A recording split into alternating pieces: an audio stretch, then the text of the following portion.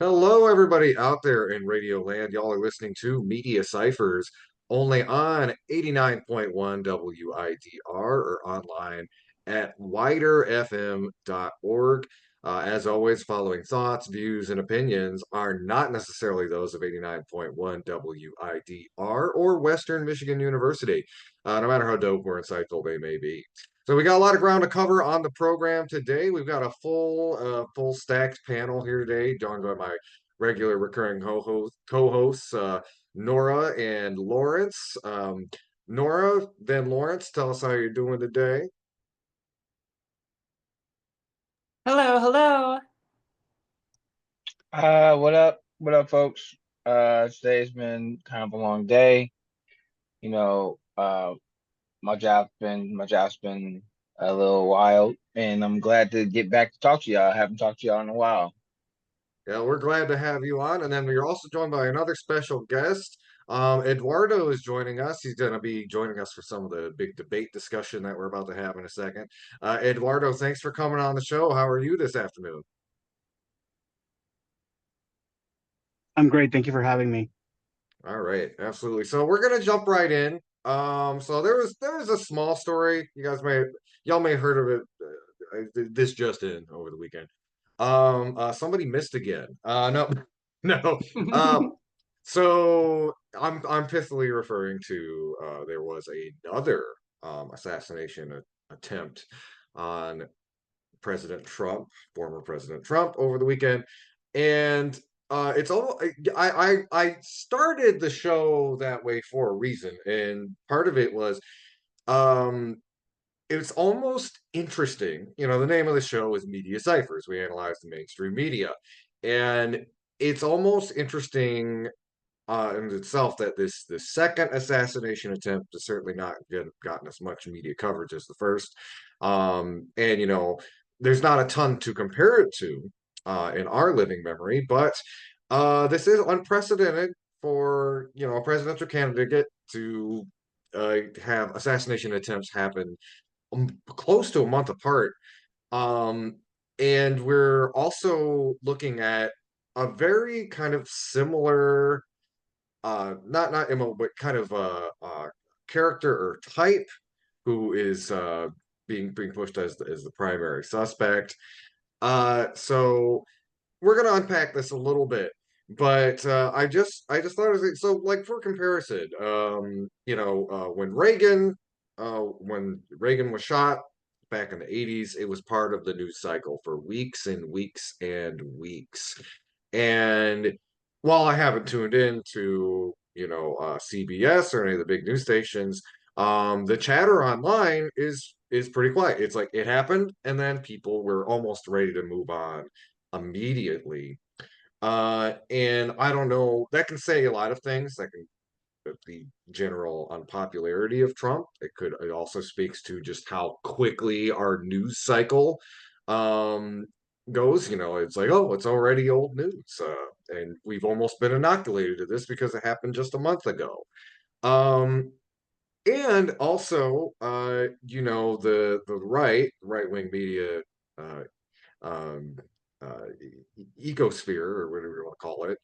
They're going to have a hard time making hay of this because, as I mentioned, the profile of the shooter was very similar to the last one, i.e., a white conservative, former Trump supporter. I know, Nora, you have a little bit more on that, but as we mentioned the first time this happened, certainly it probably would have stuck around and caused a lot more stochastic terrorism, not to mention if the shooter had been like a leftist or an immigrant or not white, etc. So just that, those are my initial thoughts on that. Nora, I'm going to kick it over to you, and then whoever wants to comment on what just happened the other day at the golf course. Yeah, so in my research of this new shooter, I'm blanking on his name, but I know that he was above all other things, he's a big time supporter of Ukraine and Taiwan. He did vote for Trump in 2016 and went more for like Nikki Haley, Vivek Ramaswamy in this election cycle. So even though he has also supported Democrats in the past, very wildly inconsistent political views other than the Ukraine and Taiwan thing. He would like post his own phone number online as well as other people's phone numbers. Generally pretty mentally erratic and yeah, kind of hard to pin, like really describe shortly in general. But it's yeah, I guess like that does kind of like line up with a lot of people that may like, you know, attempts like political violence to get attention. And it's crazy that it's over 2. I think it also shows just how unprepared our like supposed law enforcement system is like does at keeping people safe in general, including people that are rich and powerful. Like if it's this easy to get this close to you know, a former president like this, like what's the Secret Service doing, and like what does that say about like, you know, the potential for other political violence, whether it's, you know, whether we finally get guillotines or not. You know what I'm saying? Yeah, absolutely. And I'm glad that you brought that up because I think it segues into some points that Lawrence was talking about before we started recording. Is just kind of like relating this to gun violence more generally. Lawrence, do you want to kind of just take it from there? I mean, yeah, man. I mean, the guy, for the gun activists out there that will tell you, hey, cars are just as dangerous for as guns. Hey, you can hurt just as many people with knives or with rope or with poison. The dude had a long rifle. From what the report said, he had an AK. He had an assault weapon. If he had more time and was able to get set up, he could have actually taken shots at Trump. And from what I've read, he actually didn't get any off. And they saw him, and this time the Secret Service saw this man coming. And again, it's Florida. And to paraphrase, one of my favorite political commentators, Charlemagne the God, craziest people in all of America, lives in Bronx and all of Florida. I'm gonna throw Texas in there because Texas is also close. Um, but he, you're able to walk around with weapons in Texas. You're able to walk around with large weapons freely, and he was able to get close with that weapon. Like, come on, y'all. Like, it. There's no reason. There's no other reason outside of hunting humans you need a weapon like that. And there's Um, no and for no other reason, and there's no logical conversation that I can have or that I would even be willing to dance with when it comes to this is the results of the rhetoric, especially violent rhetoric that's been in our political forecast for a long time. How many times have we come on this program talk about the right doing stochastic terrorism to other groups? How many times have we heard Donald Trump himself and others in the Republican Party um talk about and uh other minority groups or other groups as criminals, rapists? Some are good people, and using the saying, "Hey, the Second Amendment people can handle it." When he was talking about Hillary, right? Uh, and things of that nature. Well, hey, those Second Amendment people are in your party. Some of it's, them, they've tried to handle you twice so far. So right? They were right, right. You know what I'm saying? Well, again, think about all this violent rhetoric that we've been hearing about the Venezuelan gangs in Colorado, or the stuff that they're saying about Haitian immigrants, about how these people are so violent, and we need to protect our Second Amendment. We are Those people are starting to forget those nutcase right wingers also are in the right wing party, and sometimes those leopards will eat your face. Yeah, no, it puts that pretty succinctly. And we're going to be talking a lot about that once we really get into debate stuff. Our special guest, I don't know, Eduardo, if you had any thoughts on this before we kind of move on and start talking about the debate. Yeah, I haven't had the most time as I wish, with how fast the news cycle moves. But it was kind of surprising to me to see that this person had been, previously reported to the FBI, the CIA. People have been like, hey, his mental health is not there, and I don't think that he should legally have this weapon. And the FBI looked into it and was like, no, that's fine. And it makes you wonder, what is the threshold? Like, at what point are you like, hey, this person that's like flying to another country, whether they think it's righteous or not, but they're flying to another country to try and participate and in a war that they're completely separated from, um, and still coming back and still able to get AK style weapons. So that's is what currently they're saying was what he used, and able to walk around freely with them. Like, at what point are you like, maybe we should take the guns away from this person? Maybe this isn't a person that should pass a background check, and in which case, what does the background check entail? Like, if someone like this can get whatever weapons they want, it doesn't seem like this is going to be a slowing down. It feels like it might be escalating. Like, what if we're going to get into a world where Trump is getting shot at every 2 weeks? Yeah, no, absolutely. Can I ask? Can I add one thing to that? Mm-hmm. Why isn't the Republican Party talking more about gun laws? This is the second time a person has taken a shot at their beloved leader, and we're not having any conversation about, hey, we actually need gun laws to protect you, fam. we need gun laws to protect your people from hurting you.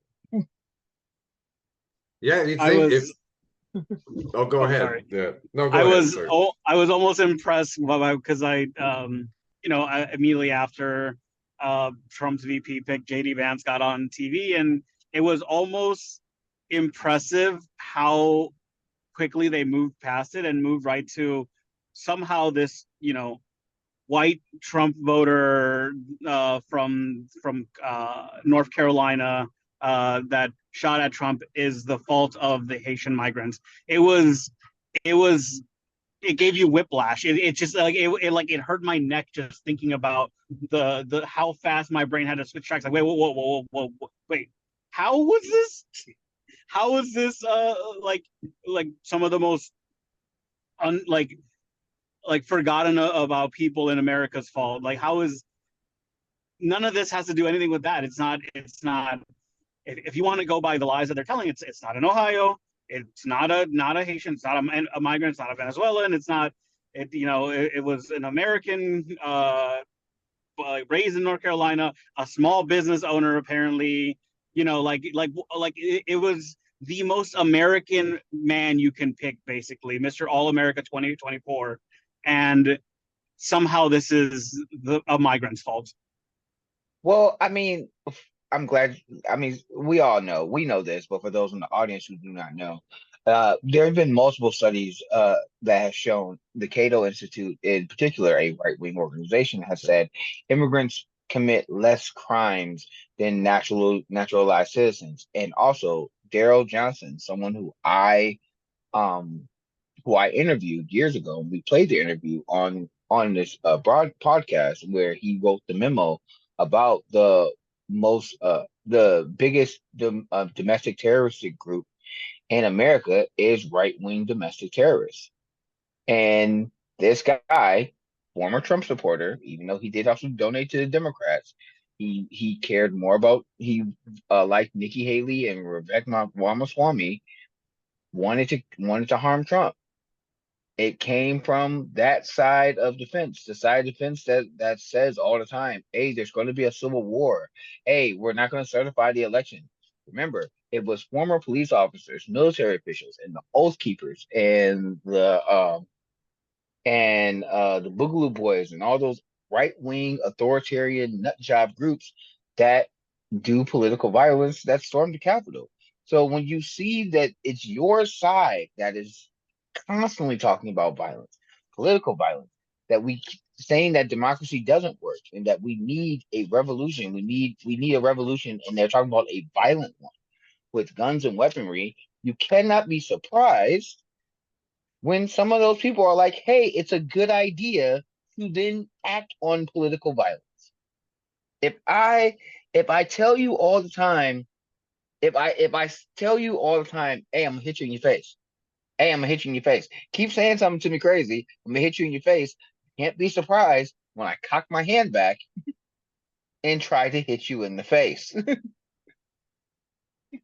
Yeah, no, you said it well right there. And oh, by the way, folks, so Daryl Johnston, for those who don't know, he was part of national security under the Obama administration. I can't remember what off the top of my head what his specific he job he title was a was, but he was a part of the Bush administration and Obama administration. He was working for the FBI at the time. He that's put out right, the the FBI. memo. He put out the memo. He wrote the memo in under the Bush administration, talking about talking about terrorism and talking about talking about extremism, saying the biggest terroristic threat in America is right wing domestic terrorism. He wrote a book about it. He's wrote multiple books about it. He was on Democracy Now. He was on the Young Turks. You can see a bunch of his work everywhere. His books are actually really good. You should check them out. Yeah. Cool, great. And yeah, I'll try to find that from the archive. We'll link to that. That was a really great interview, by the way. So I think Hey, now we're gonna pivot to the debate, and there's a lot to talk about, and we don't want to try to retread, as the name show is. We're not we haven't been on here since the debate. not no, we haven't. Jeez, we Well, I missed mean, it so was just much last week. news. Yeah, yeah, Yeah, we but missed so much. But I think like so there's a couple of really big topics in the debate. I think we're going to spend a lot of time discussing, again, immigration, just the general way Harris seems to be positioning themselves as like Bush 2.0. Also talking about a lot of the again that right wing drift, especially towards imperialism. I thought maybe we could just start with a couple of quick hits outside of those really big topics, and kind of just popcorn around. Uh, so a couple of things that I noticed. And probably gonna be spending a little bit more time talking about Harris because I mean anybody who watched that debate, it's like it was unless you're already part of the converted, except for a couple of moments, it was like watching your racist uncle at Thanksgiving, just given a microphone, as far as Trump goes. Um, Yeah, but and then your yeah, racist uncle got dog walked by the nephew who's in college, like yeah, yeah. yeah. Your racist uncle gets outsmarted, outwitted, and talked down to by the auntie the auntie who's better paid, has more credentials, and has had better jobs than they have in their entire life. Oh yeah, yeah. So I got a couple of quick observations and fact checks. So the first one, this is more of an observation. But some of y'all may have heard this, but Donald Trump goes around, whenever he talks about immigrants, he talks about Hannibal Lecter and he talks about insane asylums. I'm going back and reading the transcript of the debate. One of the first things he talks about, we have millions of people pouring in our country from prisons and jails, from mental institutions and insane asylums, and there's this working theory, and I think like this really gives us credence that like Trump does not understand what the term asylum means, at least like not in like the geopolitical context. I think, and there's been some speculation that Trump literally thinks when somebody is seeking asylum, they are looking for an insane asylum, which is why he keeps talking about Hannibal Lecter. And you think being president, he's not the smartest cookie, but you'd think like being president for 4 years, there's certain things that you would just have to know. But like, yeah, I think this guy literally doesn't know what it means, which is Yeah, kind of funny and terrifying at the same time. But yeah. yeah, Trump is as sharp as a marble, bro. I'm pretty sure that I believe that, but it's also look at the people he has around him. He had Tulsi Gabbard, someone who used to pretend to be a progressive, then was centrist, then got kicked out of the Democratic Party, and now is full right wing blowhard. He has her and Laura Loomer around him. Laura Loomer, who helped spread the Nazi propaganda about Haitian immigrants. Like, and there's rumors, and I'm taking this all with a grain of salt, so please as well, that they're talking about Laura Loomer being around Trump like they're more than just colleagues trying to get him elected. They're like the right wing is talking about her like she's going to be replacing Melania. Yeah, And I have heard about that.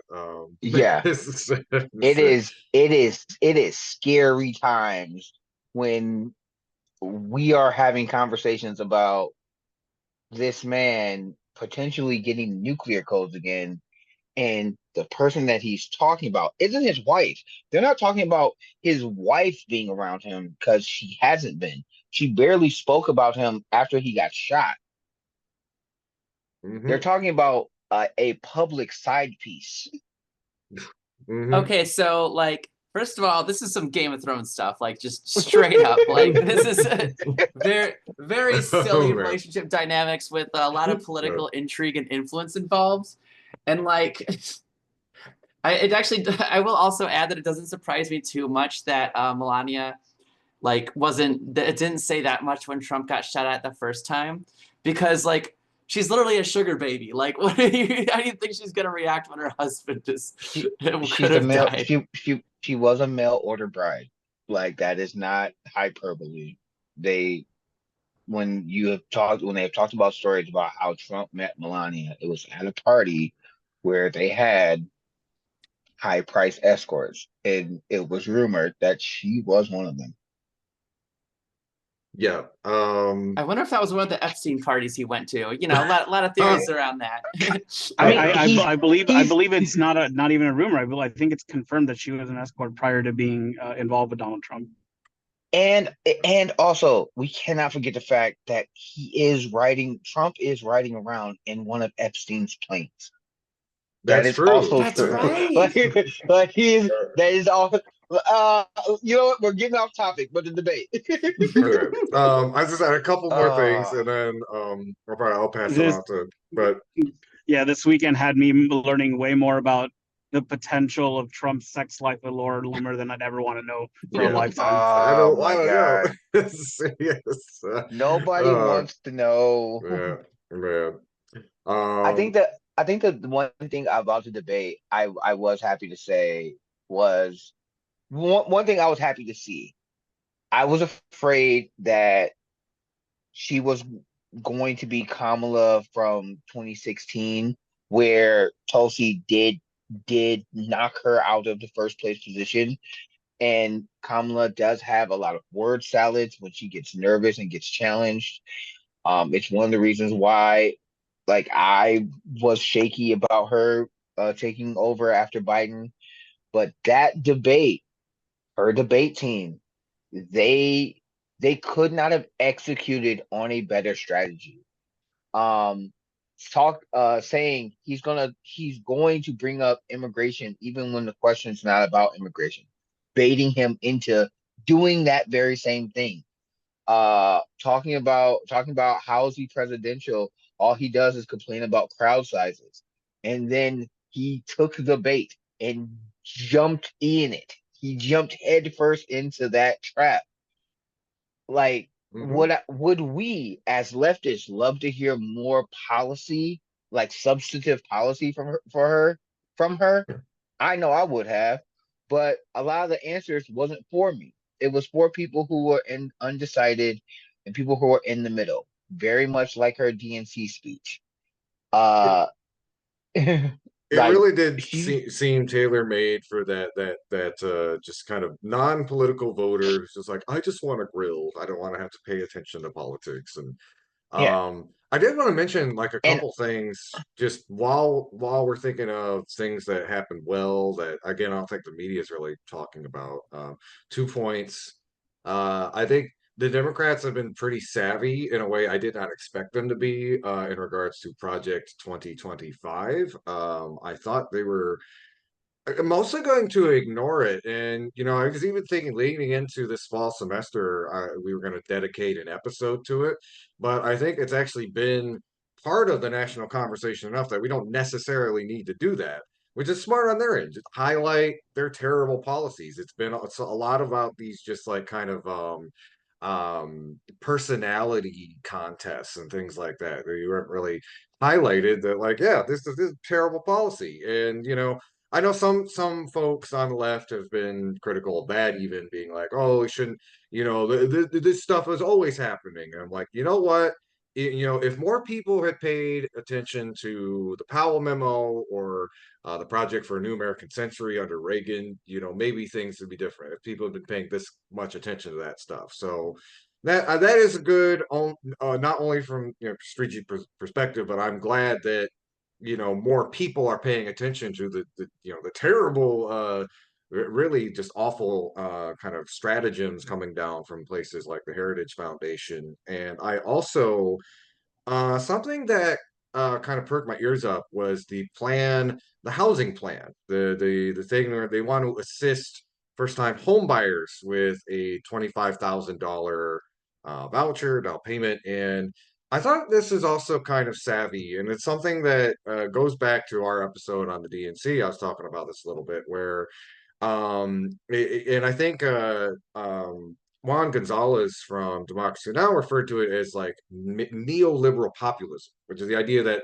there's still going to be a lot of these pro-capitalist, pro-corporate policies and imperialism internationally, but it's almost like they've learned something, which is that it's not what they're doing is not sustainable without throwing the working class a bone, without engaging at least a little bit of like Keynesian economics. And part of the reason there's so much dissatisfaction in the United States now, and the reason that things like socialism and Marxism are becoming increasingly popular, is normal average people are increasingly viewing capitalism as a failed system. And one of the big reasons people didn't used to view it that way, mostly like, more middle class and white folks, is because, the US government allowed people to have just a little capital as a treat. And I'm referring specifically to home equity. You know, People are not going to think kindly of capitalism when, we've talked many times, millennials, Gen Z, none of us expect to be able to most of us don't expect to be able to buy a house. So by opening the door just a little bit, it's a little bit like trying to rekindle that affinity for capitalism that a lot of older generations had growing up in the United States. Now, is that going to be enough for all the very myriad crises we have coming up, or is it even going to pass? We'll see. Take that with a grain of salt. But it's also a form of, thinking about this in Marxist terms, it's a bit of class bribery. It's saying like and especially with everything that's been coming out about like having a lethal military, it's almost like, hey, we're going to continue doing imperialism. In fact, we're going to ramp it up. But you might be able to get a house out, and kind of see how much that kind of satiates the populace. Whereas like the other party's basic strategy is, we're going to have Christian nationalism and authoritarianism, and if you don't like it, too bad. Which is not a very stable strategy if you look at it historically. But again, those are just kind of some stray observations. Oh, one last fact check. So Kamala Harris is not a Marxist. I'm wearing my Vladimir shirt. He ain't one. I She ain't wish. one. Yeah, yeah. Again, I wish we could vote for the Kamala Harris that Donald Trump. Her dad actually is a Marxist economic professor. But he has stated many times very publicly that he effectively disowns his daughter's bourgeois politics. I don't know how that looks at like the family reunion and Thanksgiving and stuff. It's probably pretty tense, but yeah. Yeah, family Thanksgivings are one thing when you like disagree already, but imagine if like your daughter's the president. I mean, that would be, it would be even better. It's an even better conversation. Like, Yeah. hey, Kamala, when you, during the pandemic, when you did free school lunches for everybody, it cut child hunger. It nearly wiped out child hunger during the pandemic, when y'all made sure that people didn't go into food debt at school and kids could get food at school. Yeah, maybe we should do that nationwide, and we should continue that program, because now kids are going hungry again. Shout out to John Oliver, in last week tonight, talking about school lunches. It was a fantastic episode that talked about that. But I think that's something that Harris should be like emphasizing more if that's a policy that she supports, because that's where the direction I thought that I was cautiously optimistic that she might go in with picking Tim Walz as her VP. But in this debate performance, Tim Walz did do that. I think that is a policy that they do want to do. No, that's why I'm referencing Yeah. it. I'm saying that she should Yeah. like talk about it more in interviews rather than talking about, oh, I love fracking and I love Israel and I love all these Republicans that endorse me. Like, these are not how you win swing voters, people. Like, Yeah. I think like Hassan like recently outlined this in like great detail. The fact that in both George W. Bush's elections, like why, like again, first of all, why would Kamala, like it is concerning that Kamala would want the approval of George W. Bush and Dick Cheney so hard in the first place, but neither of them ever won Pennsylvania.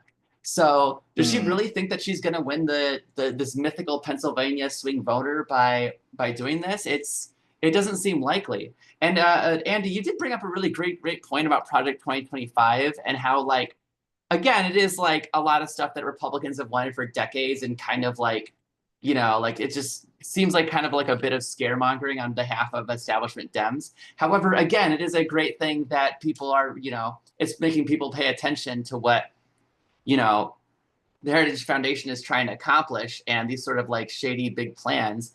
I just wish that, people had the same kind of attention for organizations like the Lincoln Project, for example. Like, why is the big reason, I think, that's a great segue, by the way. Yeah. So there's this really great article that came out recently on Substack called, it was called "The King" by Sarah Kenzor. I hope I'm pronouncing that correctly.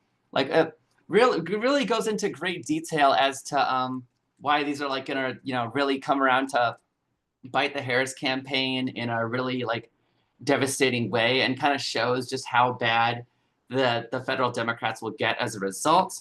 Let me quote it for a second. So just to quote the article real quick, Harris cannot control who endorses her, but her warm response to Dick Cheney's approval should be greeted with alarm, particularly when war criminals are welcomed into the Harris fold, while anti-war protesters are rejected.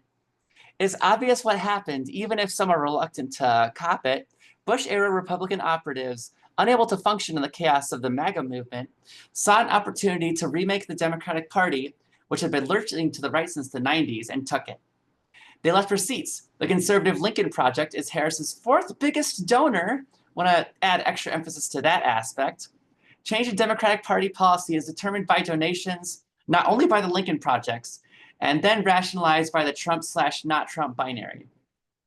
Democrats are now told that Dick Cheney is good because he endorsed Harris, and that they should see this as unity instead of contamination. Ironically, Dick Cheney has already unified America in loathing, leaving an office with a 13% approval rating. Like, that's like, y'all, like that's like, those are like JD Vance numbers. Like, that's not even the basement. That's a sub basement. That's like the, oh my God, the underground below bunker. the floor. To finish the quote, that's real unity, though. Like the real unity of Americans across parties who want to stop arming Israel. That kind of unity is deemed unacceptable by federal Democrats, even if it would help them win every swing state they need. Ed, did you have something? Or I was gonna make a joke. I was gonna say, okay, but do you remember that he gave Michelle Obama a candy and now paints? Okay, he's been absolved of all sin. Yeah. Yeah, I think it's good. It's probably good to dig into the meat of this because it's this overall strategy where the Democratic Party is really just allying themselves with some of the biggest ghouls of the 20th and 21st century. She name checked it at the debate. I have the endorsement of Republicans who worked with President Bush, Mitt Romney, John McCain, Dick Cheney, Liz Cheney. Yeah, again, people who are certifiable war criminals. And that was also part of the same quote where, and I couldn't believe when I read this, history does not repeat itself, but sometimes it rhymes. She cited Goldman Sachs as a financial institution that said Yeah. Donald Trump's plan would make the economy worse.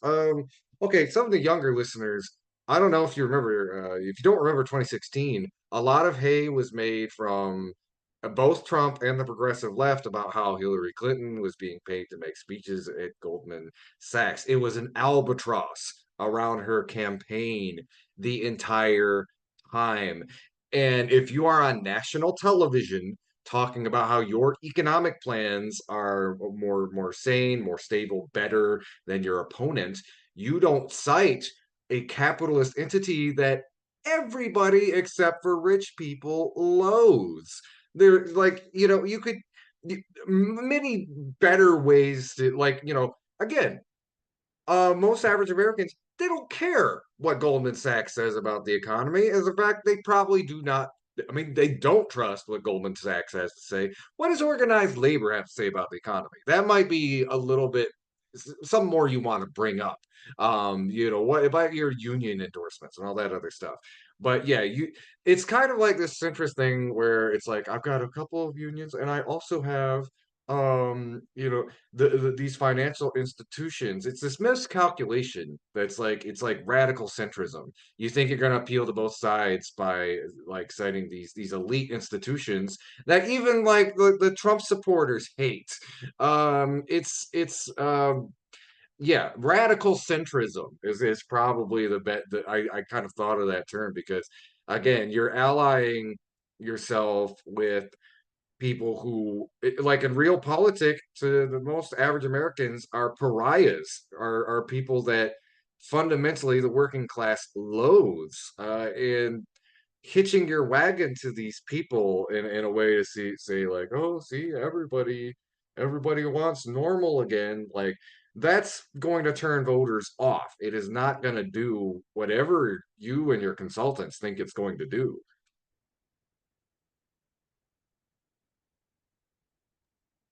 Yeah, it's just really not a great strategy. And these like sort of like moderate voters who like would supposedly be swayed by the endorsements of these former like these war criminals. Let's be real here.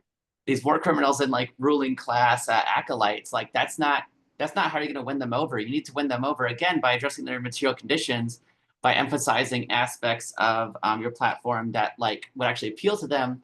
Again, like forgiving student loans, like feeding children.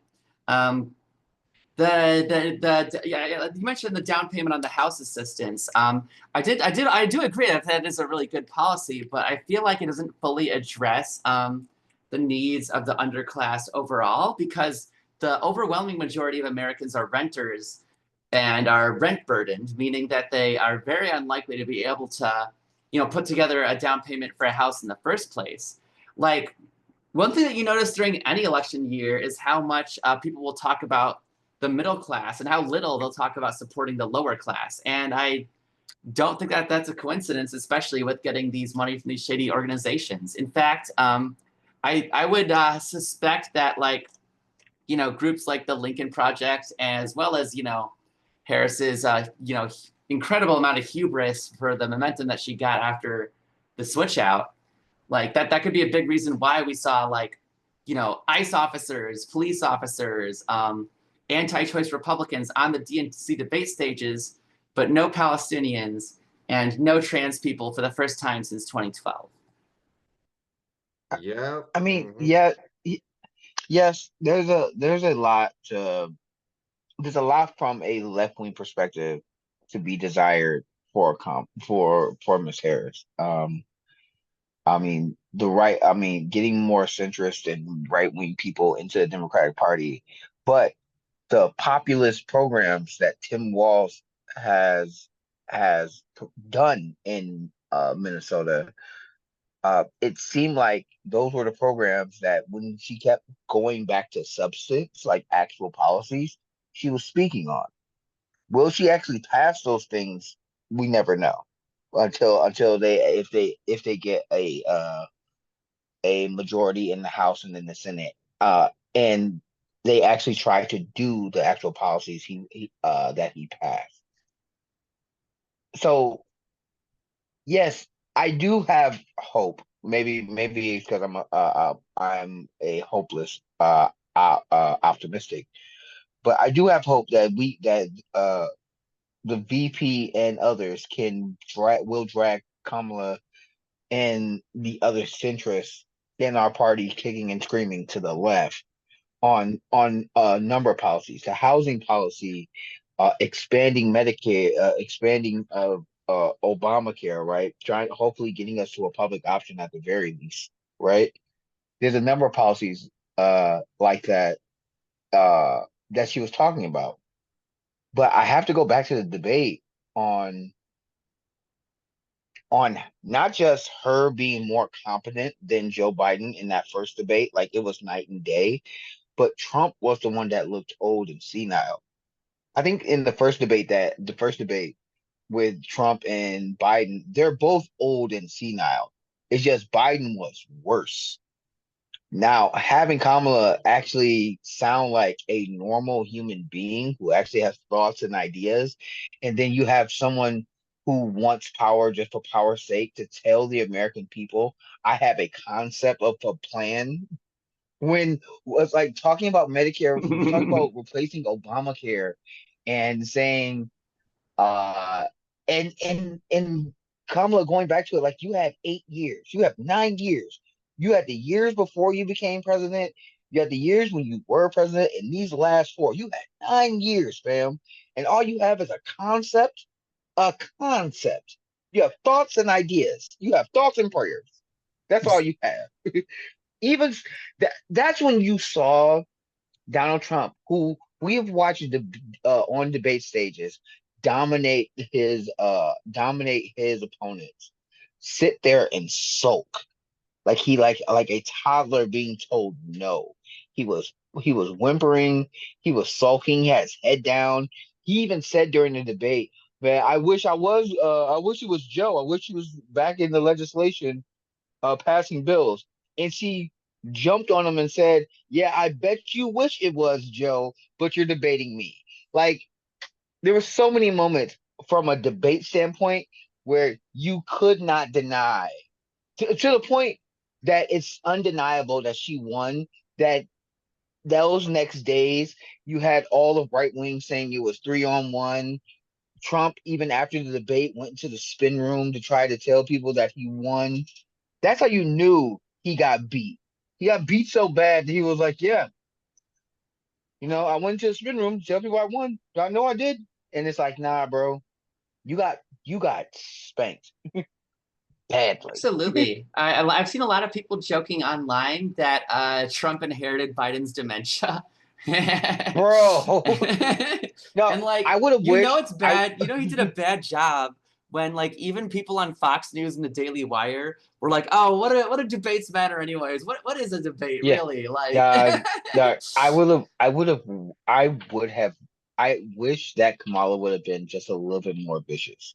Like when Trump said, yeah, I wish it was Joe, and I wish he was back in the legislation and I could debate Joe or whatever he said about Joe. And Kamala would have said, "You're not debating Joe, you're debating me. So I need you to stop sulking like a toddler, pull your depends up, and take this whooping like a man." Like oh yeah. if I wish she would have said that just for my own personal enjoyment. But no. You can Um tell that she had to hold herself back once or twice when like oh talking bro. about him. She Like yeah, the elongated pause between this man, right? It was like, ooh, Things we can't say on the radio. yeah, Yeah. yeah. I think that the debate went well. There's a reason why he's not trying to have another debate because his one job, just like Biden's one job was to get to the debate and look like he could still do it, and he didn't. Joe 45's job was to go into that debate and remind the American and show the American people you're not the crazy nutcase weirdo that the Democrats claim that you are. And not only did he not clear that bar, he crawled under it, hit his head on the bar, and then said they were cheating. Like that's how bad that's how bad it was. Like He, she clearly won the debate. I did. We were all clear in agreement that she should have like emphasized more on like actual good policy. I will say that she like did a very good job at like emphasizing her abortion policies and differentiation with Trump. That's probably the oh, only probably the only meaningful way that Republicans are different from Democrats this cycle. And yeah, even if even like felt like she should have gone harder on her policy platform, we obviously need more than restoring Roe, but she really like humiliated Trump on that front. Even if like again she was super pro fracking, super pro Israel, even and also even on anti-immigrant in different ways. yeah, even when I was about to say that, even with the immigration part, which is usually the Republicans' best strong suit, she flipped it back on Trump and made Trump look like a psycho. Because we all agree that the bipartisan immigration bill was right wing and draconian. We disagree with it from a left wing perspective, but it was a bill that Republicans would have voted for. It was bipartisan, and it was Trump that killed it. And when she threw that back in his face, he had nothing. He literally had nothing except all he could do was just stand there and take it. It was like body blow, hook to the face, and it landed. It landed to a normie, to a normal person who does not watch politics or who's not into it like we are. They're gonna see that and be like, "Ooh, that is right. He did do that." So I think that's a good way to. I'm going to segue into immigration, but I wanted to mention a couple things. Kind of just like Trump. So Trump, yeah, Trump really like went to bed, but there were a couple of broken clock moments that I thought were really telling, and two of them were in regards to kind of like get because this is something Democrats do. They make big promises, and I mean, Republicans make big promises too, but they typically are a lot more aggressive about pursuing their policies. Now, of course, all of those policies are friendly to capitalism, whereas sometimes Democrats are expected to do something to actually help people. But he pointed out that you know. And I thought this was a really important moment. I don't think a lot of people focused on Kamala saying we will codify Roe. We're going to codify Roe. I will sign it into law. And Trump pointed out that you don't have the numbers in Congress to do that. And I thought back to let's remember, we've been here before during the Obama administration.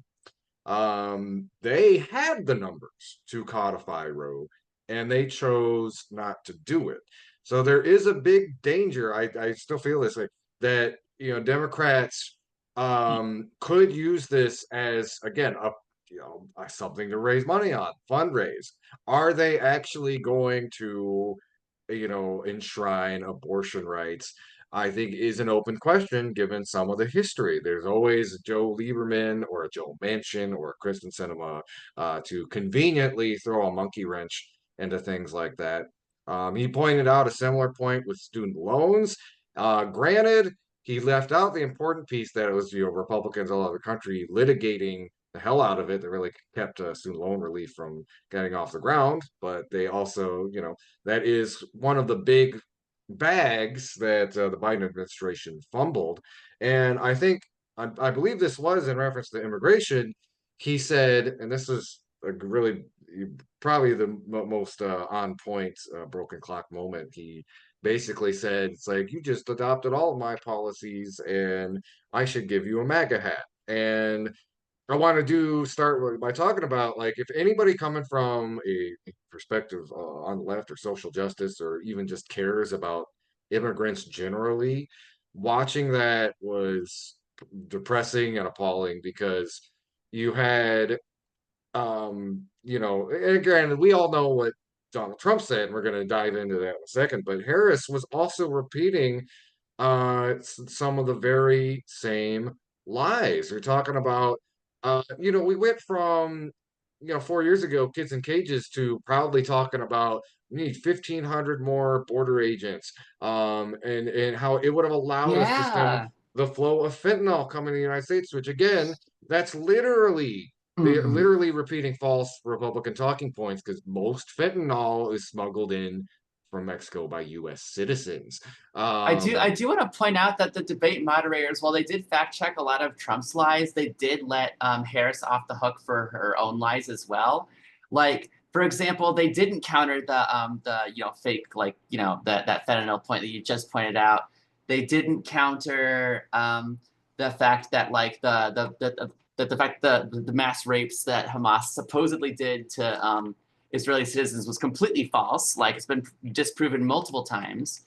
And they didn't like even push back against any like the whole thing about transgender operations on illegal immigrants in prisons, which again, like, is a very, very disingenuous reframing. But like Harris didn't push To back on be that either. to be fair, they were busy debunking Trump's lie, saying that kids are being turned transgender at school without their parents' consent.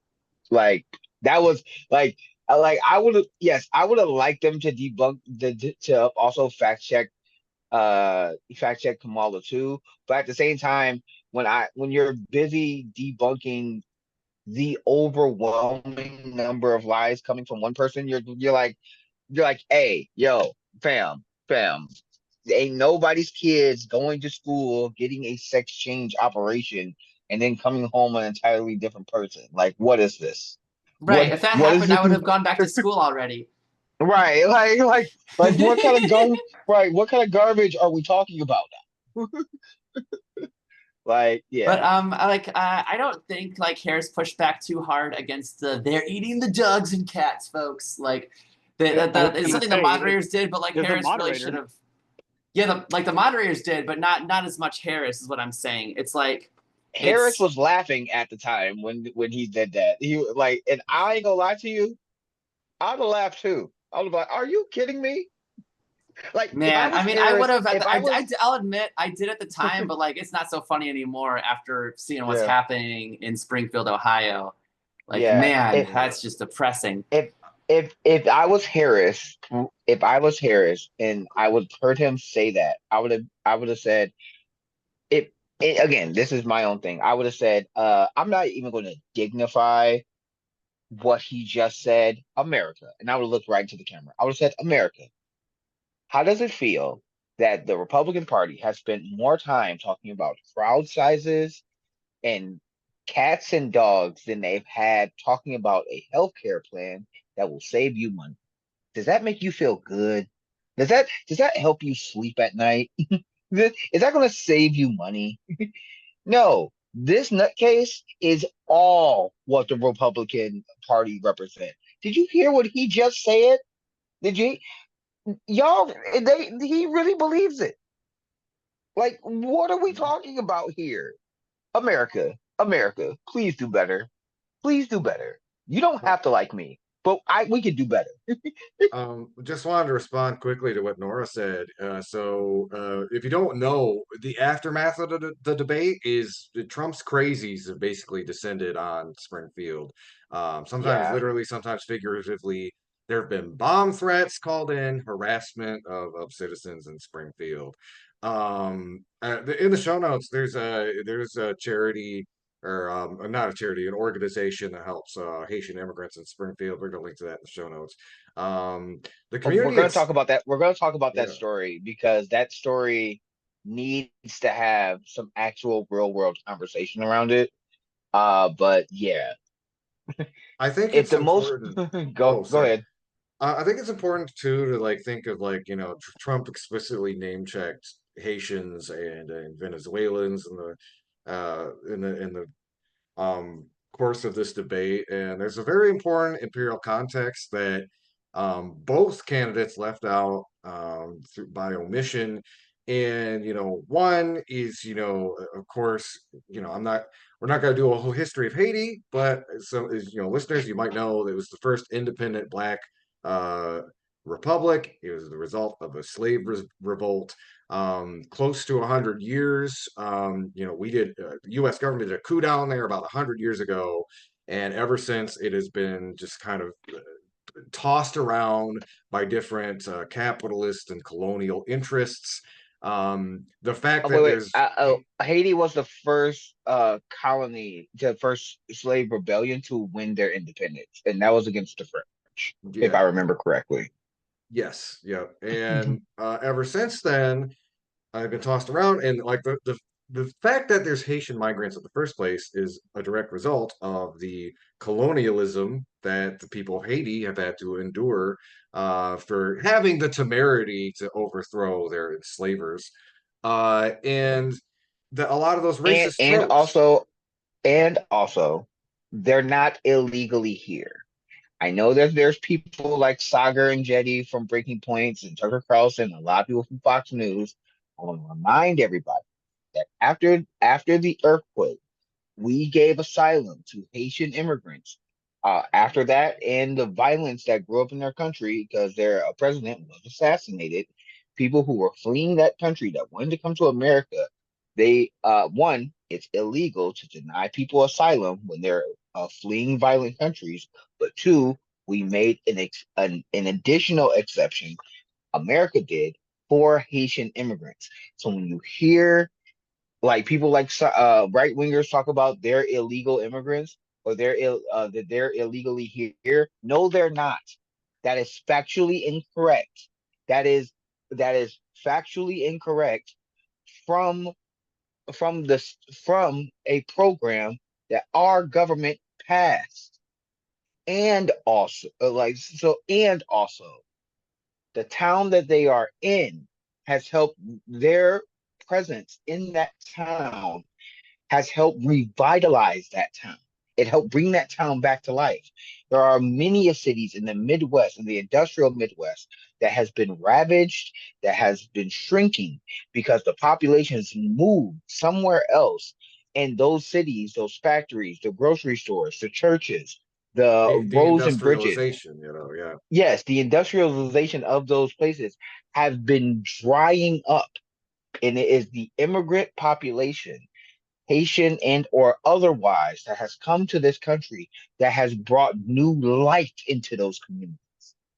So when you hear people discriminate and belittle, dehumanize, and delegitimize the existence of these human beings, bringing new life and revenue and freedom to that community, they are they are spitting on the very essence of what America was built on. Even though America is built on indigenous people, stolen land, and that's that nature, we're talking about the freedom and equality and life, liberty, and pursuit of happiness. They're spitting on those ideals. The ideals that the right wingers always say that they love. They're spitting on that. Yeah, and just as an aside, if Donald Trump ever listens to this, Lawrence was referring to political asylum, not mental institutions. Yeah. But Very important to distinguish. yeah. Doug, also, why do you like Hannibal? Hannibal Lecter was not the good guy in that movie. He's not the good guy. He doesn't he like if you look at Silence of the Lamb, Red Dragon, any of those movies, Hannibal's not the good guy. What? Why do you like him? Also, there are better serial killers that you can look at in modern media that's better than Hannibal. I personally like Dexter. I thought Dexter was a better was is as a character is better than Hannibal, but Dexter has its own problems.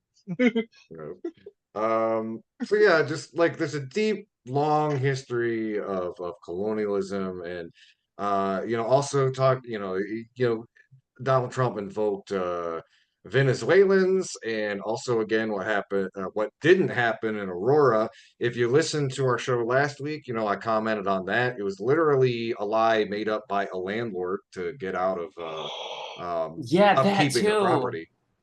But Like, Oh okay, no! Oh, so you mean the PR? You mean the landlord that hired a PR firm so that they could lie about immigrants in the city because he didn't want to fix up the property? You don't say. yeah, Nora Actually, and he Ed, lied yeah. about time traveling immigrants because he hadn't done repairs to the building in 5 years. So the Venezuelans were terrorizing the buildings 3 years before they arrived. I'm glad you said that. And Time also about traveling time. Venezuelans. Oh my God. No, they're not only are they time traveling. Remember, the local news team and police went into those buildings. So that means not only were they are they time traveling immigrants, they also kept up the building and the residents that live there in such a way that the police and the camera crews felt comfortable being there. I think I'm missing something, but if there's a gang running a building like New Jack City, because that's how they're kind of explaining it, right? If they taking over the building, people can't come and go as they please. If this is the modern day version of New Jack City, how could the police and the news organizations get inside the buildings without being harmed? a lot of Anybody? people have been saying that time traveling Venezuelans have been taking over. Have been taking over the apartments that just so happen to have the worst slumlords. They have the best DeLoreans, folks. And they work with the Dog, cameras they just have like in Skibbity Toilet, okay? they have the best DeLoreans. They have the best DeLoreans that can go back into the future. It's Back to the Yeah, Future. yeah, They have the best DeLoreans. yeah. Like, No, but what are I we think talking? that the fake Venezuelan gang story like kind of had people primed for the Haitians eating pets fake story. And again, it's not like a lot of news articles are like quick to point out that they're substantiated claims, but they also need to emphasize in that these people have pushed misinformation over and over again, from things again to about COVID, about trans healthcare, about Gaza, like news articles should emphasize not only that these claims are false, but that these are being pushed by people who have lied multiple times before. And in fact, a similar Venezuelan gang misinformation story popped up in my backyard of Chicago, which again, they didn't take over a South Side apartment either. Like for all we know, that was probably also managed by a slumlord. But there's definitely not 32 Venezuelans on the 6100 block of King Drive, because the person who called in didn't has never refuted it, never followed up, never provided info. The neighbors refuted the claim. The local alderwoman refuted it. And while a lot of Venezuelan migrants do live in Chicago as a result of people like Greg Abbott and Ron DeSantis literally human trafficking them up to here, and they do experience a lot of poverty and discrimination by nature of not having work permits. But it's none of them even have the resources to take over buildings in the South Side, even if they wanted to. You know what I'm saying? And I I think that Ed could speak more to this as well, as actually. All right, yeah. So I have a lot of background on this. I run a bar on the south side of Chicago, in a Mexican neighborhood, or what was traditionally a Mexican neighborhood, or I said traditionally in the last 20 years because we're really able to Polish neighborhood. But we see the wave of immigration all the time, and it's kind of weird the level of like tribalism and McCarthyism that's been happening because these rumors are spreading about like supposed Venezuelan migrants running gangs, supposedly the most dangerous gang in the world that no one heard about until a month ago, the Tren de Paraguas, suddenly existing in every part of the world, and that we should be fearful of it. And I'm like, wait, the local gang is the Latin Kings. They're literally just like the army branch of the Sinaloa cartel. Like, do you think that these people that just got here, that don't have money, they don't have a place to live, are going to be able to stack up against these gangs that are essentially multinational organizations funded by drug cartels? Like none of this makes sense. What you're saying doesn't make sense, and but it's gotten so bad that um in my bar I've seen several times already people will see someone with a different accent than theirs, not even Venezuelan in some cases, and like a tattoo, and literally demand that they like strip naked to check if they have the correct gang tattoos. And it's just like getting into fist fights and like jumping them over you know them being like Honduran and having like a regular arm tattoo.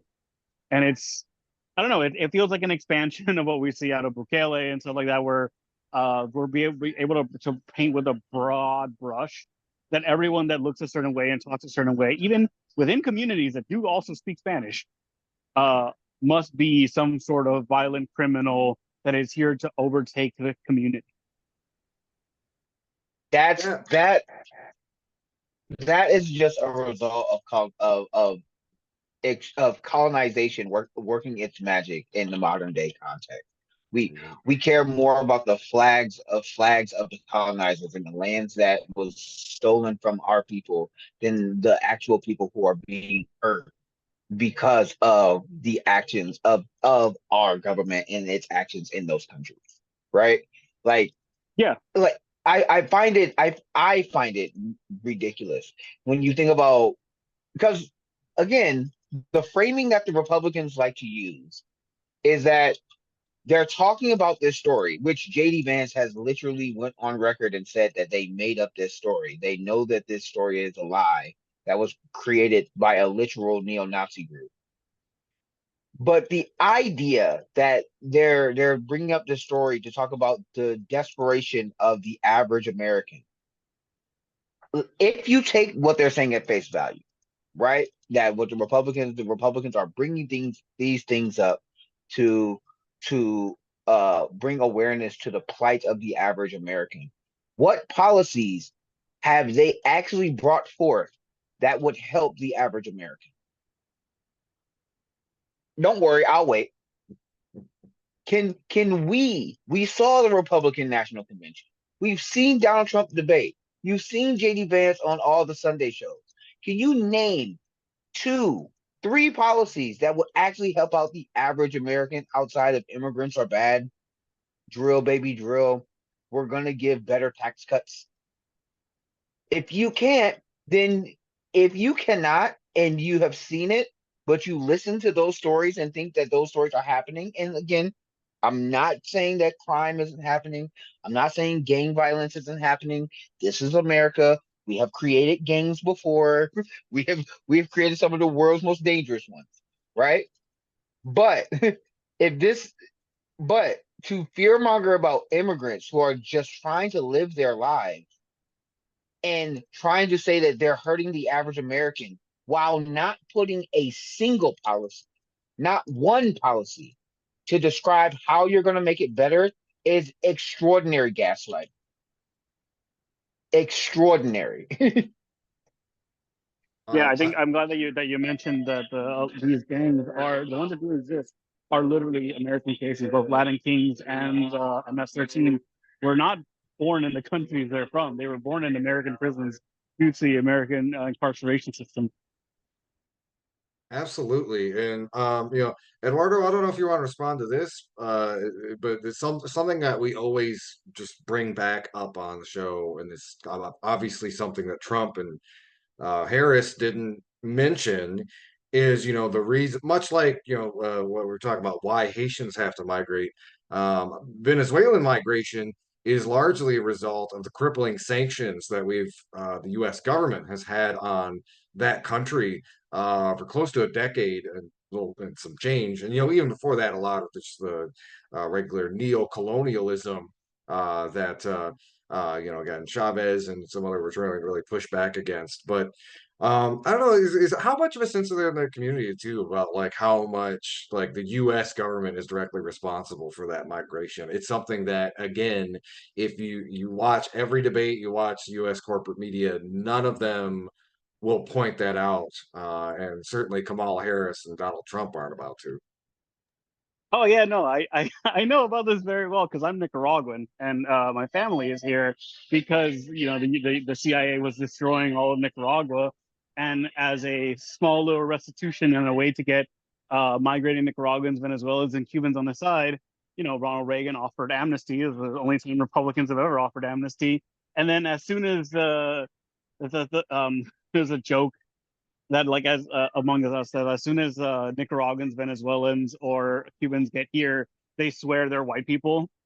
Like they forget that their whole need to move here, or they don't figure it out, was because of the destruction being caused in their own country by America, and instead see as America as a solution to it, to the point where they're like they go from escaping American imperialism to begging for American imperialism in their country for the current villain that they see there. Correct me if I'm wrong, but didn't we run drugs and guns from Nicaragua? Like, Yes, Ronald was Reagan it, illegally sold Iran Contra was run through Nicaragua, using Nicaragua as a client state to sell drugs in exchange for weapons to arm Iran uh, uh, in the 80s. yeah, I was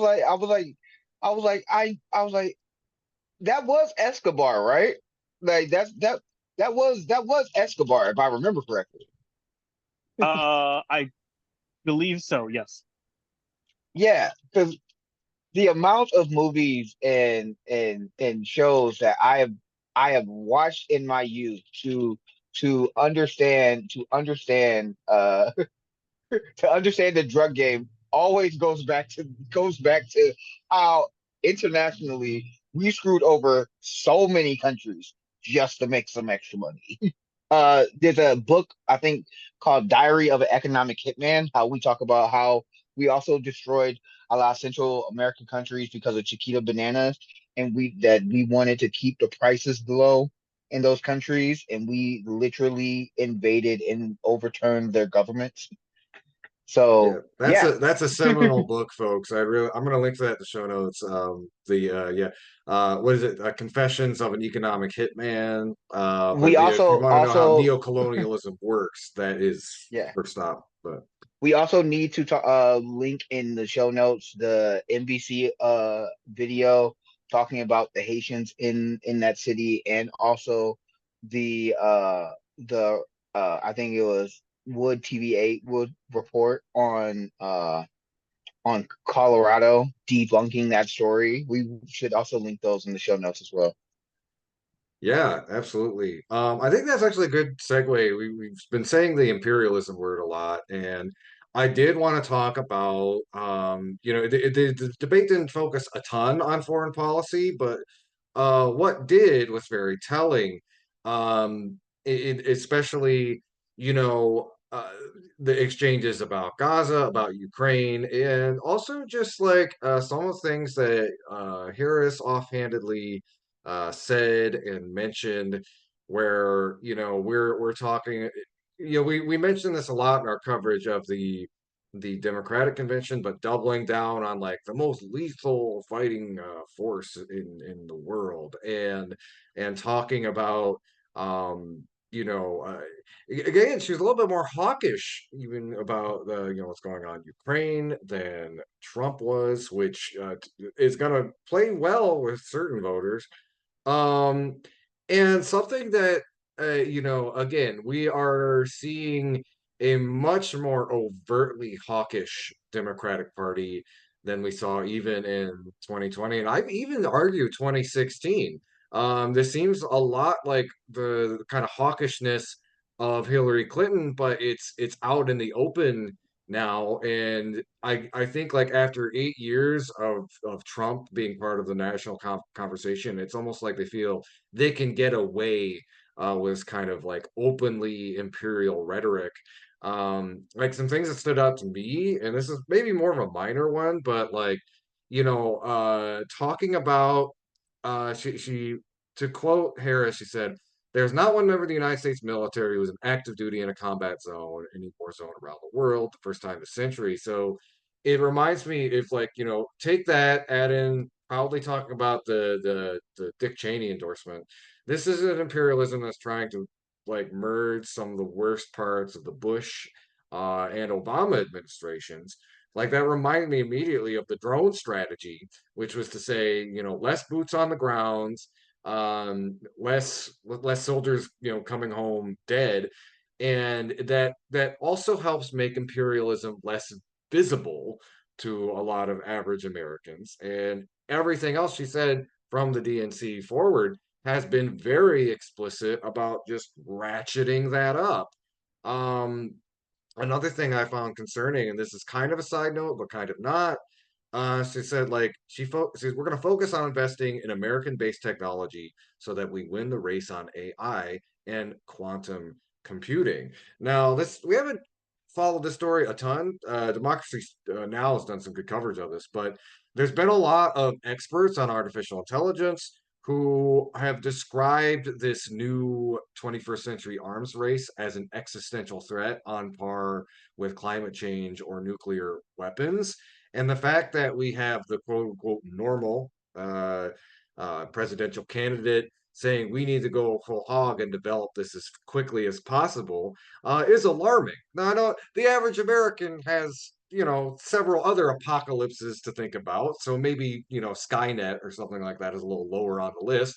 But again, it is concerning to think about, the quote unquote normal candidate saying like we are going to double and triple down on imperialism, we are going to pursue dangerous technologies, and we are going to make sure that America remains the head empire in charge for the foreseeable future. Again, that's that right wing influence, because a lot of those same talking points were the same talking points that Bush and Cheney and others like Michael Steele and others have championed and or talked about. We talk about the ratcheting effect a lot on this program, but it was jarring to see that at the DNC. It's also jarring to see that in some of the rhetoric that VP Kamala has had. This is where we're hoping that her keeping Tim Waltz, and others around her will push her towards her better angels, because we don't need someone like John Bolton or others, or we don't need those right wing figures talking about our foreign policy. What we need is a person who saw like the Iran nuclear deal and was like, yeah, we should actually get back into that. The Iran nuclear deal, the thing that Vice President Biden and uh, President Obama put forth, and Biden said that he would get back into it. He didn't. Kamala could be like, "Hey, here's a promise from the last administration that we said that we were going to do and we didn't get a chance to. Yeah, we're going to do that now. Hey, the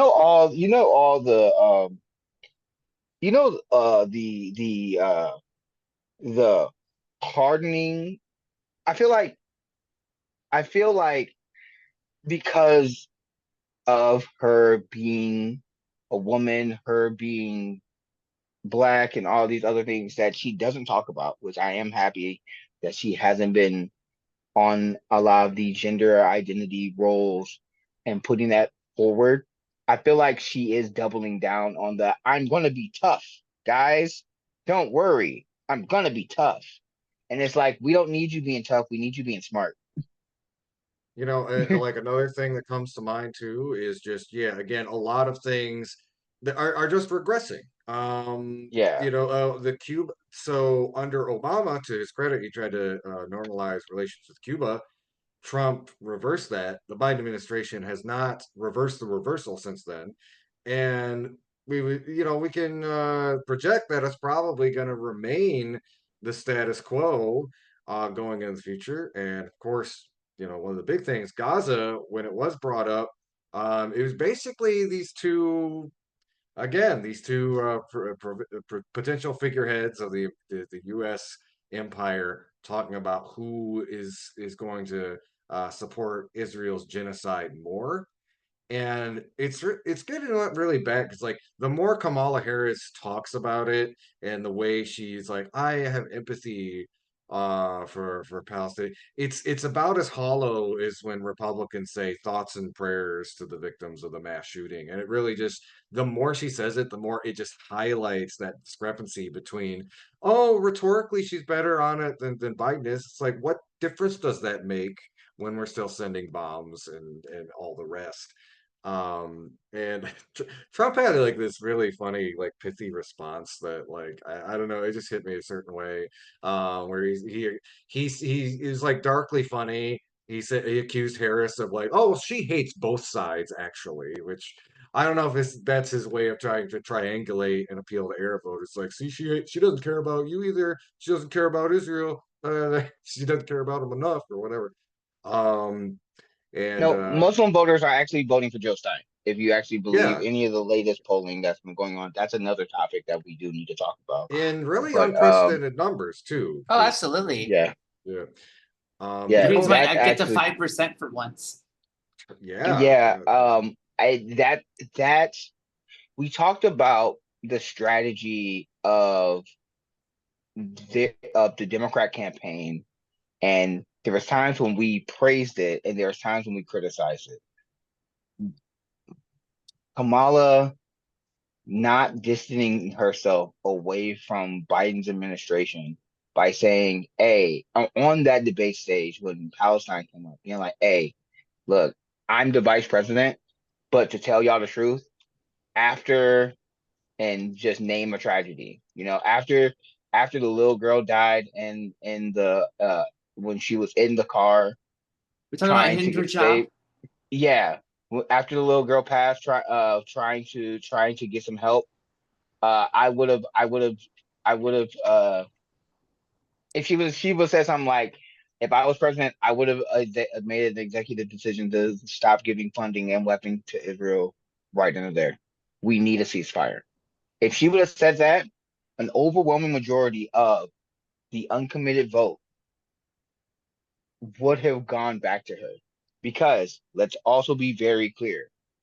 The numbers that Jill Stein is getting when it comes to Muslim voters may not be enough for her to win those states, but it is large enough for Kamala to lose those states. It is a detriment that she is choosing not to separate herself and be like, look, I'm not Biden. Like, look, I know that we didn't let a Palestinian speak on at the DNC. I know that I kind of held my feet and kind of placated. Look, I get that, but if I was president, we would have stopped giving weapons to Israel a long time ago, and we would have had a ceasefire. And that also goes to some of the rhetoric and changes, right? Because she may not want APAC and other affiliated groups to start sending money. Because we saw what they did against Jamal Bowman. We saw what they did against Cori Bush. And if they start flooding money to Trump, it could boost his signal and help win this race, because this race will be won by the thinnest of margins. So I get the strategy of being like, I don't want to piss off the Jewish voters who are funding our campaign. At the same time, you are losing Muslim voters, a lot of Arab voters in key swing states.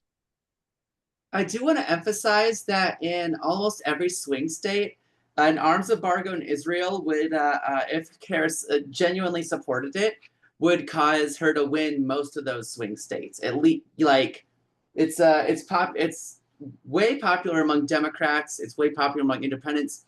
It's even like a little over 50% popular for Republicans. Like, this is an easy slam dunk for her, but she's not going to do it because she's spent a lot of her career being funded by AIPAC, being funded by the Lincoln Project.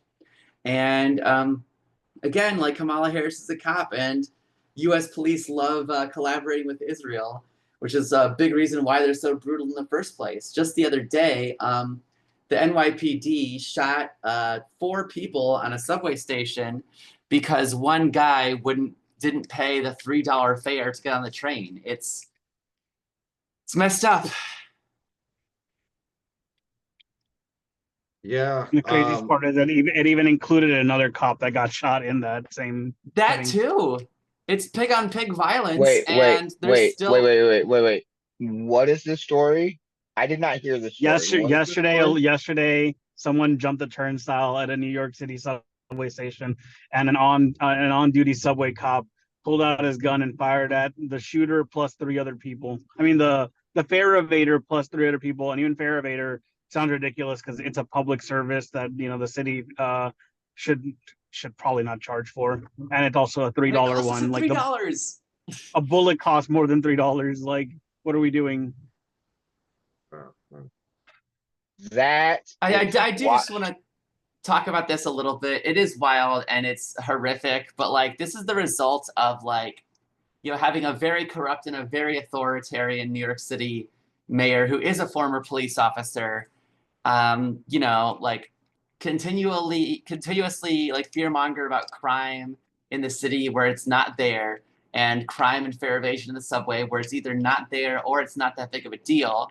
Like Kathy Hochul and Eric Adams called in the National Guard in the New York City subway for no reason. Like, this could only happen after years and years of fear mongering, and this is what it's culminated in: people getting shot over not even $3.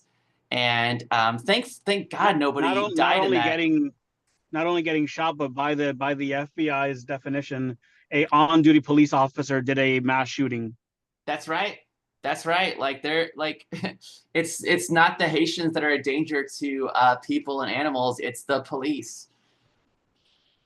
And it's, look, you know, they only kill 50 to 60 pets a day. Okay, it's only.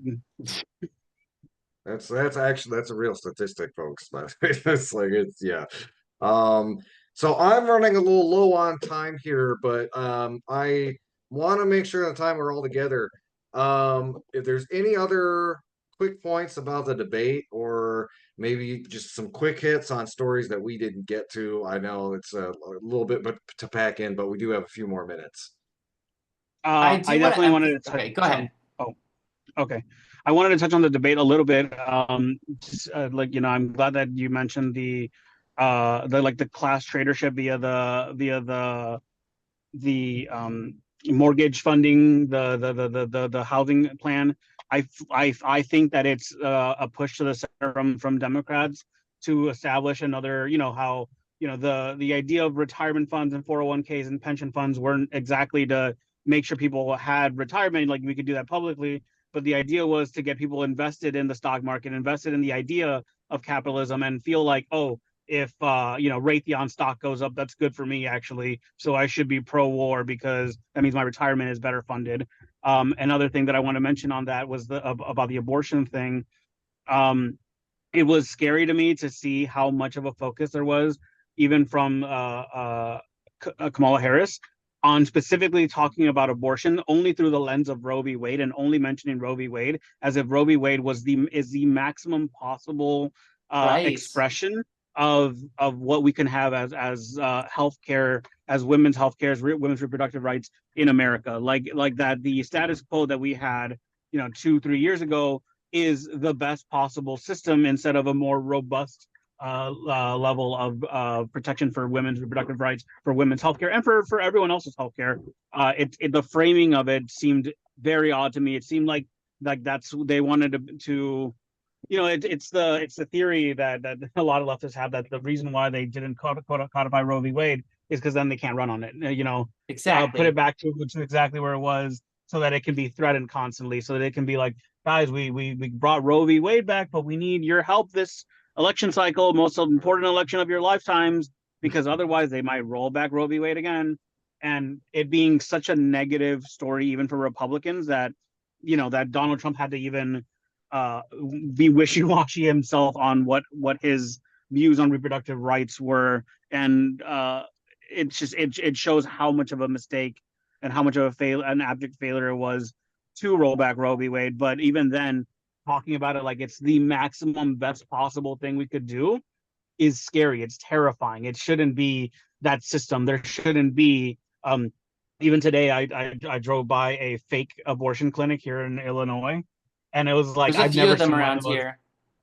Yeah, I've never seen one of those before in the Chicagoland area. I was in one of the suburbs of it, and it was like that is something that should not be legal. That is not something that should be allowed, and much less to the point where they have a giant building, funded by several things. And then another little thing I wanted to mention is that APAC is not majorly funded by Jewish people. It is majority funded by Christian evangelicals. Because we mentioned earlier that like what like APAC's desires are, Jewish people desire. No, the majority of Jewish people in America are uh, uh, not pro what Israel is doing to its current extent. Let's put it. But evangelicals definitely are, and they're if every Jewish person in America was gone tomorrow, APAC would still exist and still have almost the same amount of funding, because they're being funded majorly by like right-wing evangelical groups in like Texas that literally have like Netanyahu and Ben Gvir come over to give talks to their church. I Oh, do. yep. I do have a quick hit story. Like, I mean, I think that everything you just said was dope. Go ahead, Nora. I'll go last. I do just want to put my one of my last 2 cents in the debate before I head out, because I really do need to eat dinner. I want to just specify that in regards to the debate, everyone deserves health care, which includes federal prisoners, which includes immigrants, and which includes trans people. So even if even if there are illegal alien surgeries happening on trans prisoners, that should not be controversial. That's all my quick hit on that. And thank you again for having me. All right, thanks again, Nora. Appreciate you, both you and Eduardo coming on. Yeah, there's a good article too about that talking point in particular. I will link to that in the show notes. The whole transgender prisoner thing. Lawrence. Yeah. So this is going to take us into a different topic, off of the debate and off of other things. But this story, happened. The article that I'm reading from is from ABC, and it was, I read it 2 days ago. It's a story about a Chicago native who was found, a Chicago truck driver that was found in North Carolina, uh, dead, by a tree with a rope around his neck. Javon McGee. Um, what the sheriff is saying is that it wasn't a lynching, and that uh, this is what the sheriff was saying, but and the sheriff saying is that the FBI is now involved. But the story didn't get a lot of traction until the family of this young man started to tweet about it and show and started spreading the word on Instagram and TikTok. Reading from the article, a death investigation involves a Chicago area truck driver in Vance County, North Carolina, is sparking questions and rumors online across the country. Javon McGee, 21 years old, of Aurora, was found dead in a rural area on Wednesday. Investigator says McGee, who is black, was not far from his truck, leaning with his back against the tree and rope around his neck. This is what the investigation is saying. McGee's family is upset and demanding answers. Many of them are even on their way to North Carolina to attempt to pressure the investigation and release more information about what happened.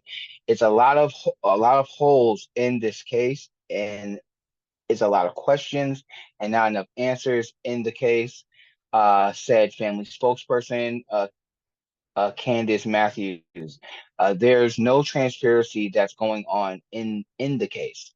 This is coming from this family wants transparency, this family wants accountability, and this family wants justice. Matthews adds, um,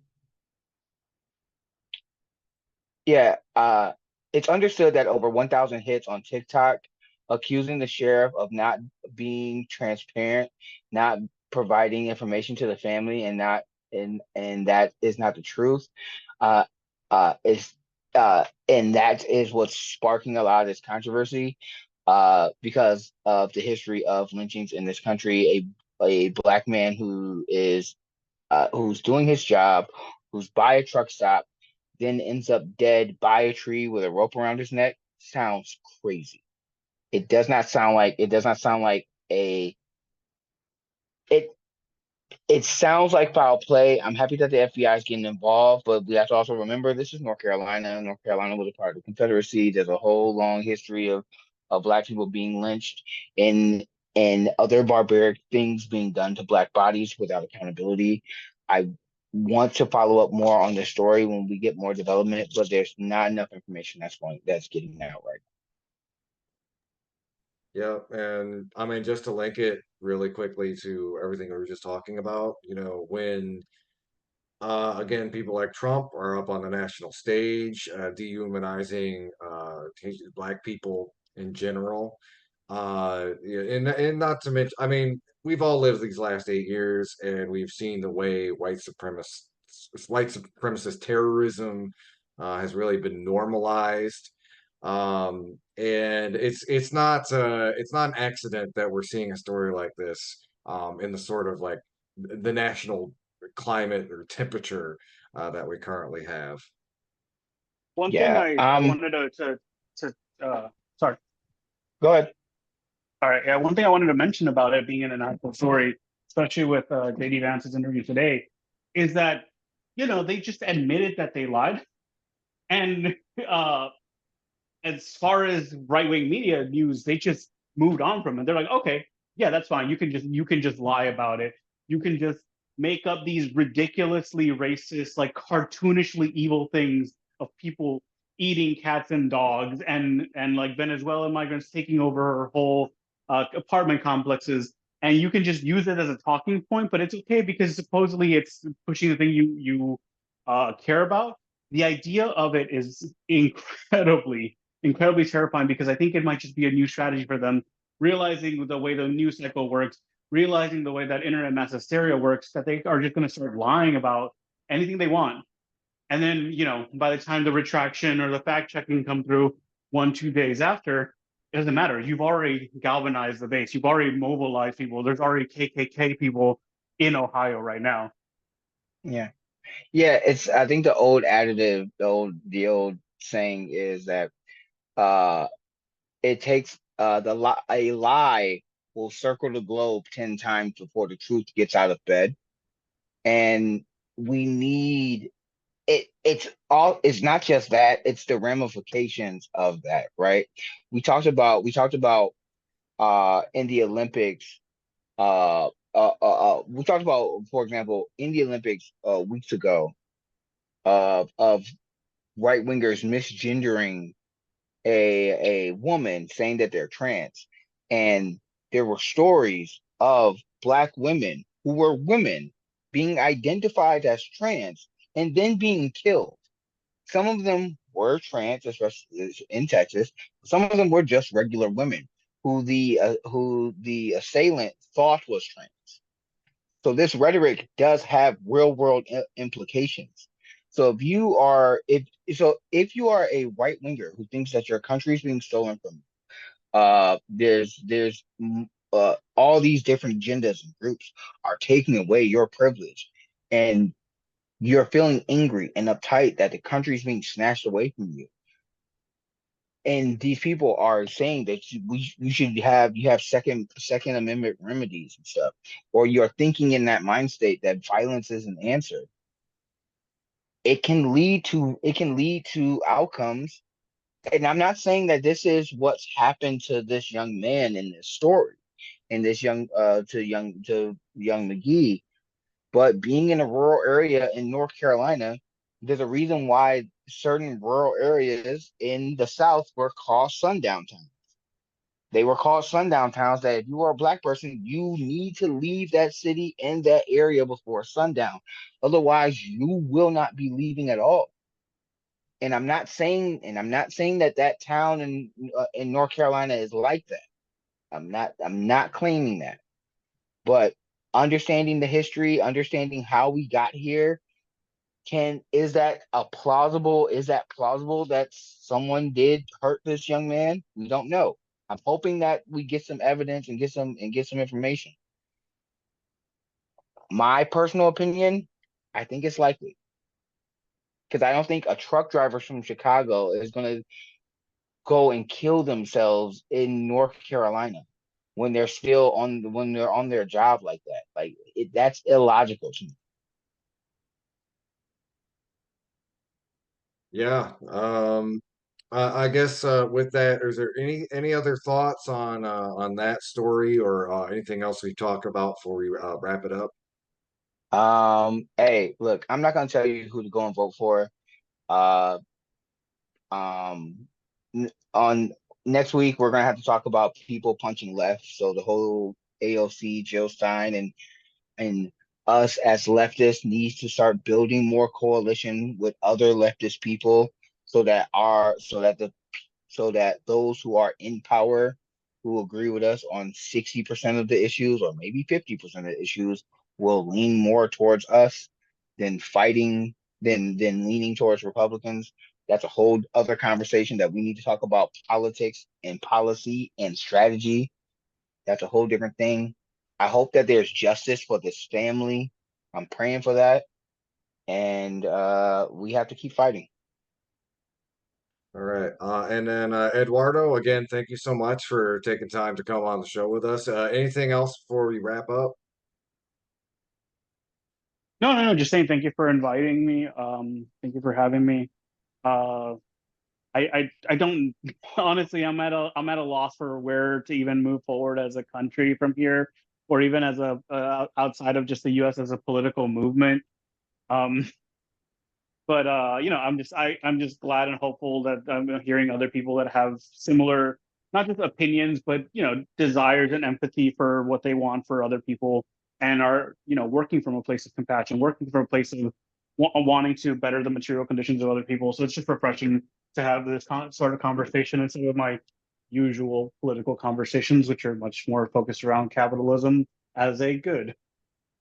Oh, that's great to hear. And as I like to always kind of leave on a good note, all the workers and students out there listening, there are more of us than there are of the ruling class, and it is up to all of us to keep on fighting for that revolution solution. Thank you both so much for coming on. Until next time, everybody have a pleasant afternoon.